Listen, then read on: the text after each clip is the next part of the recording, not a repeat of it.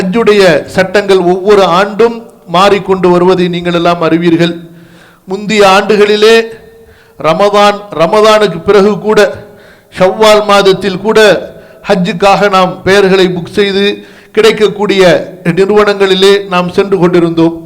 ஆனால் இப்போது இருக்கக்கூடிய இந்த ஆண்டிலே இந்திய அரசாங்கமும் சரி, அதுபோன்று சவுதி அரசாங்கமும் சரி, ஹஜ்ஜுக்கு செல்வதற்கான பல சிரமமான கட்டுப்பாடுகளை அவர்கள் கொண்டு வந்திருக்கின்றார்கள். பல நெருக்கடிகள் ஹாஜிகளுக்கும் சரி நிறுவனங்களுக்கும் சரி தரப்பட்டு கொண்டிருக்கின்றன.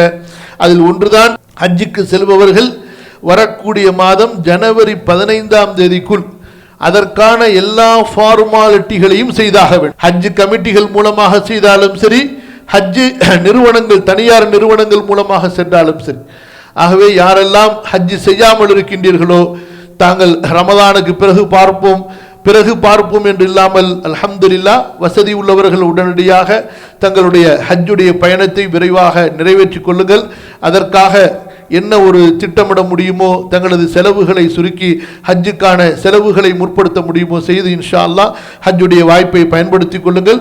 உங்களுடைய நண்பர்கள், சகோதரர்கள், உறவுகளுக்கும் இதை நீங்கள் அறிவித்து அவர்களுக்கும் ஹஜ்ஜு தவறிவிடாமல் அவர்கள் ஹஜ்ஜுக்கு விரைந்து செல்வதற்கான வாய்ப்பை ஏற்படுத்தி கொடுங்கள். ஜஸாக்குமுல்லாஹு ஹைரன் வ பாரக்கல்லாஹு ஃபீக்கும்.